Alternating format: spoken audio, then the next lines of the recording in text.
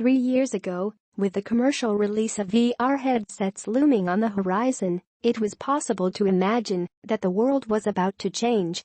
And it was about to change, but not in the way that I had imagined. Virtual reality hasn't had the impact I'd hoped. In other words, no one I know owns a headset, and it hasn't even caused a moral panic in the mainstream press, which is the true indication that something has arrived. I'm not cynical about the current state of VR or its software. I think we're doing okay. I understand baby steps. I understand how risk-averse most publishers and developers need to be, and how foolhardy it would be to pour millions into VR development this early in its life. It all makes sense, but that can't snuff the disappointment I feel in VR's general lack of presence, its seeming inability to make me forget that I'm wearing a headset, and the industry's focus on bite-sized experiences that serve as gentle tourist-like excursions rather than, say, an alternate life visited. Noire, the VR case files isn't going to change much about that last point. It is, after all, a condensed version of the original game collecting 7 missions, or case files, best suited to VR. And yet, it's easily the most impressive, nay startling, VR experience I've had since playing Valkyrie for the first time. It wasn't because 1940s LA was especially impressive, nor was it because punching people in the face with Vive's motion controllers was cathartic, though it was. The reason the VR case files is amazing is because of the people. I played the mission Buyer Beware, which has uppity cop Cole Phelps investigating a murder at a shoe shop. Tim gives a blow-by-blow of how this mission plays out in VR, and it's engaging enough to investigate the sidewalk murder.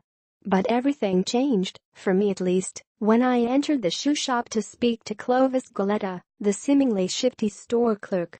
This was my first encounter with LA Noire's revamped interrogation system, but whether I should act the bad cop or the good cop weren't huge concerns for me. Instead, my first thought when listening to Goleta speak was this: am I standing too close to her? If it was real life, I definitely was. Am I invading her personal space?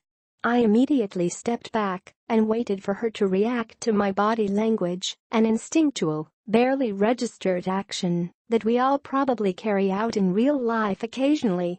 But Goleta didn't respond, of course, because she's a character in a video game. As she spoke, it felt pertinent to monitor both her face and her body language in the way we do with real people. And that's the nugget of LA Noire's interrogation system, of course, but the fact that it worked so well startled me. I had momentarily behaved like I would in front of a human, and I've never done that in VR before. The reason it's so effective in LA Noire is due to motion scan, the motion capture tech used exclusively at this stage in the original game. Goleta's face was nuanced, her movements subtle and human-like, and most importantly, her dimensions, her height, her width, all felt right. I felt like I was standing next to a person, whereas NPCs in VR can often seem either too small or too large, or else too wooden. Maybe this is the kind of experience that VR should chase right now. Instead of virtual Pong or horde mode shooters or racing games, perhaps the element that will win people over are the subtle ones that make virtual worlds feel like real ones. VR software doesn't need to be realistic, but I think most newcomers want to feel shaken.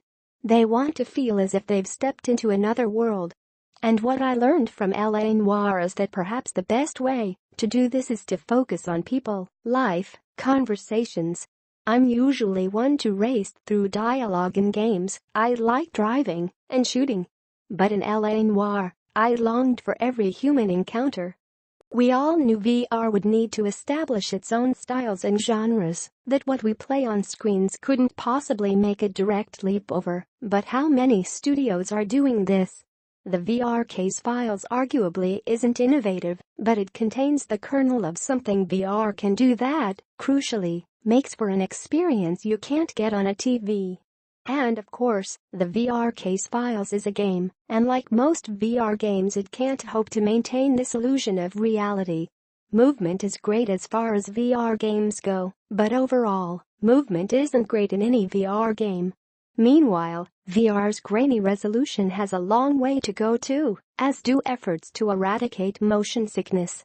At the moment, the best we can hope for when donning a headset is that we'll feel, at least occasionally, that dreamlike sensation of being somewhere else. And by leveraging tech designed to make humans more lifelike, the VR Case Files delivers one of the most effective examples of it yet.